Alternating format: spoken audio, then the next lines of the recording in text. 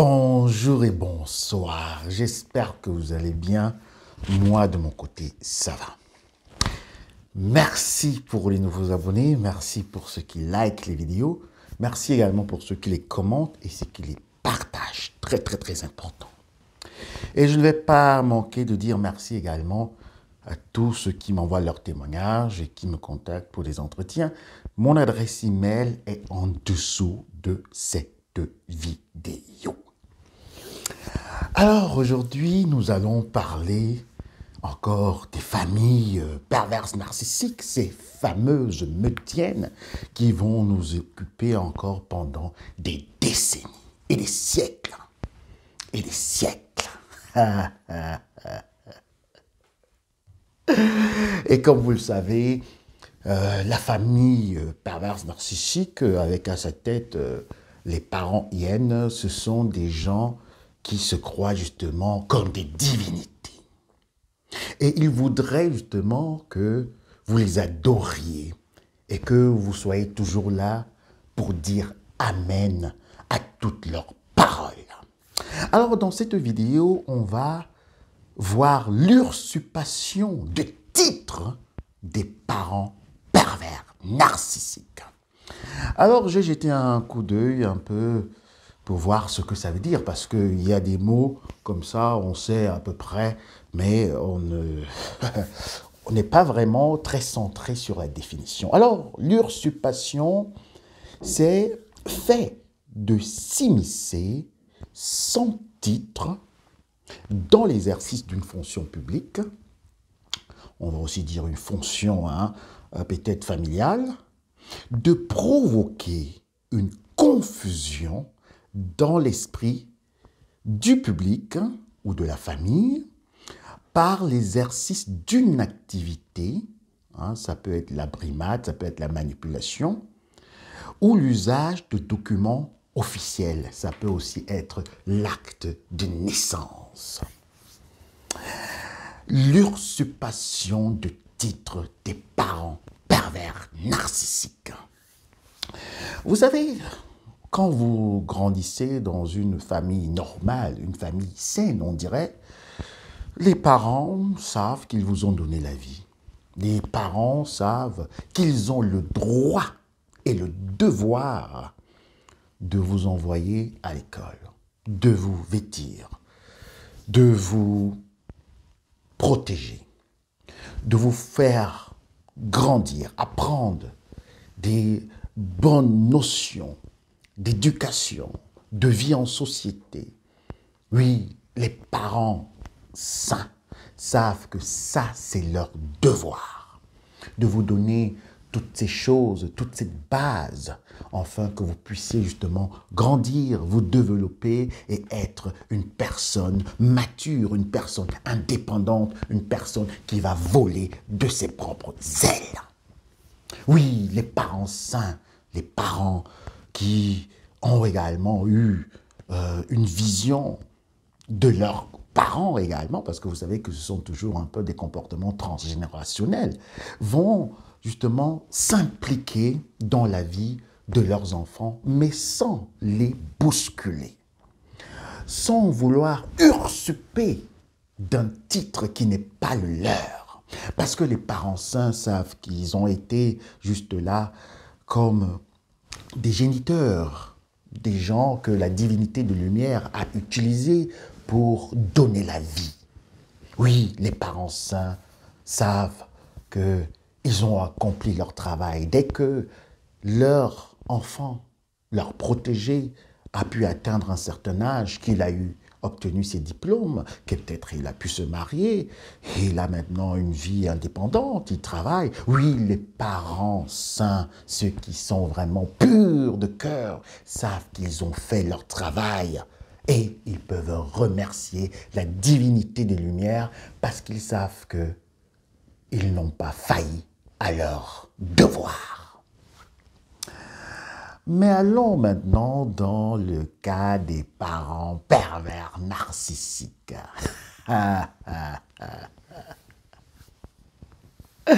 Les parents pervers narcissiques, ils sont complètement à l'opposé des parents sains. Et ça, c'est clair. Bon, on dirait clair, mais en fait, c'est maléfique. Parce que le parent pervers narcissique ne sait pas seulement qu'il vous a donné la vie, mais il s'est dit et il dit à ses enfants que la vie de ses enfants est entre ses mains. Donc vous voyez déjà qu'il y a une usurpation des titres de la divinité. Parce que c'est Dieu qui donne la vie.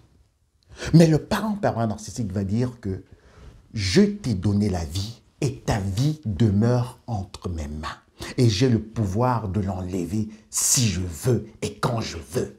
Donc vous voyez déjà ici l'usurpation justement de titre du parent pervers narcissique qui prend la place de la divinité. Oui, parce qu'il ne faut pas oublier que le parent pervers narcissique justement se croit comme Dieu sur terre. Et il va souvent le répéter à ses enfants, oui, je suis ton Dieu, à part moi, il n'y a plus personne.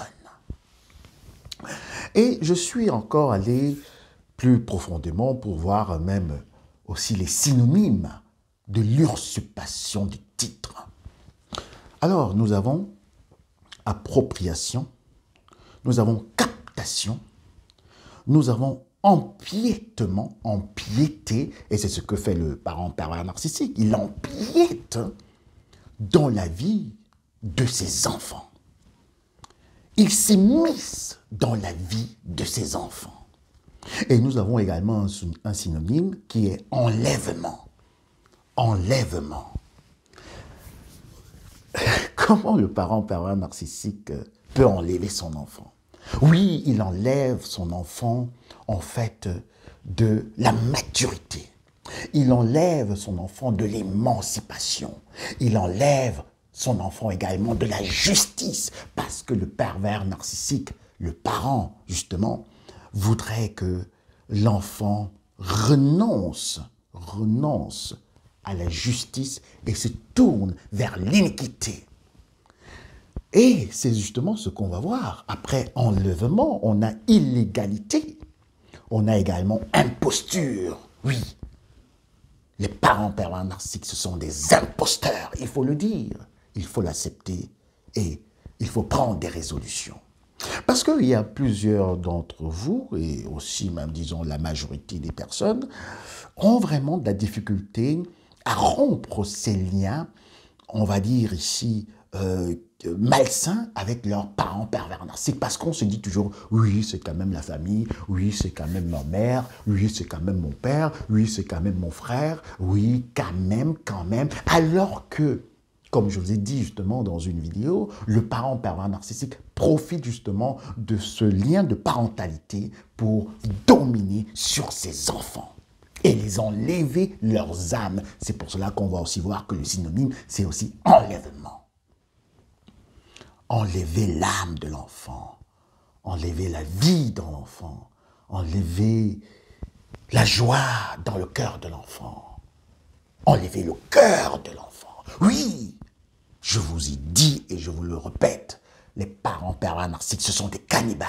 Ils enlèvent le cœur de l'enfant, on va dire ici le centre des émotions, parce que nous avons plusieurs cas et aussi dans mes entretiens, j'ai des personnes qui ont même déjà atteint un certain âge, mais qui sont toujours troublées par leurs parents pervers narcissiques, qui sont complètement désorientés et qui ont même perdu une certaine intelligence émotionnelle parce que justement le parent les a enlevé leur cœur, les a complètement fait du gaslighting, les a désorientés dans la vie et les a montré justement qu'ils ne sont rien. Parce qu'il ne faut pas oublier que le parent pervers narcissique vous considère, si c'était vous Janine, ou vous considère, si c'était vous Marcel, vous considère comme sa chose. Vous n'existez pas. Vous n'êtes pas une personne devant les yeux d'un parent pervers narcissique. Je vais encore vous le dire aujourd'hui, même si vous avez atteint la vingtaine, la trentaine, la quarantaine, la cinquantaine, la soixantaine. Devant votre parent pervers narcissique, vous êtes toujours un petit enfant. Pas un enfant, un petit enfant, dans le meilleur des cas. Et dans le pire des cas, il vous considère comme sa chose qu'il va manipuler, qu'il va prendre à gauche, qu'il va prendre à droite, qu'il va mettre devant, qu'il va mettre derrière, qu'il va dire ceci, fais cela, et même jusque dans les études, même pour le choix d'un partenaire, même pour le lieu d'habitation, le parent pervers narcissique, justement, empiète la vie de ses enfants. Et nous avons également, justement, l'imposture. J'ai déjà parlé de l'imposture. Mais ce qui m'a frappé dans les synonymes de l'usurpation, justement, des titres des parents pervers narcissiques, c'est l'iniquité. L'iniquité. Oui, le parent pervers narcissique est inique. Il est inique. Oui. Il est sadique. Oui. Il est un vampire. Oui. Il est un cannibale. Il faut le dire, il faut le reconnaître, et il faut l'accepter, et il faut prendre des résolutions. Parce que si vous restez encore comme ça, en train de tourner autour de vos parents pervers narcissiques, et que vous ne prenez pas cela comme réalité, comme vérité, que votre parent pervers narcissique veut vous zombifier, veut empiéter sur votre vie, veut complètement usurper la place de Dieu dans votre vie, alors sachez que vous allez entrer également dans l'iniquité, parce qu'on ne peut pas servir de maître. Je vous le dis pourquoi. Parce que le parent pervers narcissique se croit et se dit qu'il est Dieu pour vous, pour ses enfants. Alors, si vous, maintenant, en tant que femme, en tant qu'homme, vous voulez peut-être suivre votre chemin spirituel, on va dire authentique et personnel, le parent pervers narcissique ne peut pas l'accepter. Parce que, en fait, la divinité que vous voulez suivre est concurrente à lui.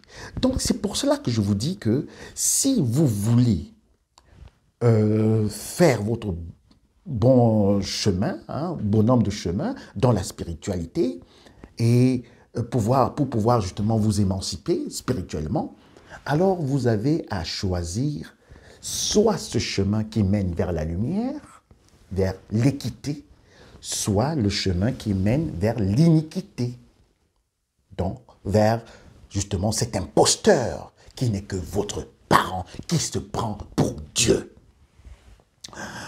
Alors, dans cette vidéo, vous voyez, il y a vraiment beaucoup de tonalités parce que je reçois beaucoup d'emails, je reçois beaucoup d'appels, des personnes qui sont désorientées, des personnes qui ne savent plus vraiment à quel sens se vouer, qui sont complètement perdues, qui sont justement dans des meurtrières, qui ont des parents pervers narcissiques, mais il y a toujours un peu ce petit sentiment, voilà, oui, c'est ma maman, c'est mon papa, il faudrait pas. Et aussi, il y a plusieurs qui m'ont dit, oui, mais maintenant, vice-versa, si je rencontre un homme, si je rencontre une femme, qu'est-ce que je vais dire? Est-ce que je vais dire que je n'ai pas de famille? Est-ce que je vais dire que je suis un enfant qui suis tombé du ciel?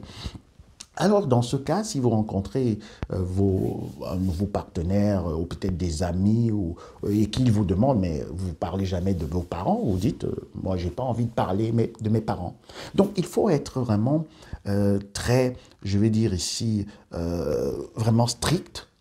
Quand il s'agit de parler justement des parents pervers narcissiques, il ne faudrait pas commencer encore à faire des éloges et tout, parce que même dans le cosmos, vous leur donnez encore beaucoup de pouvoir.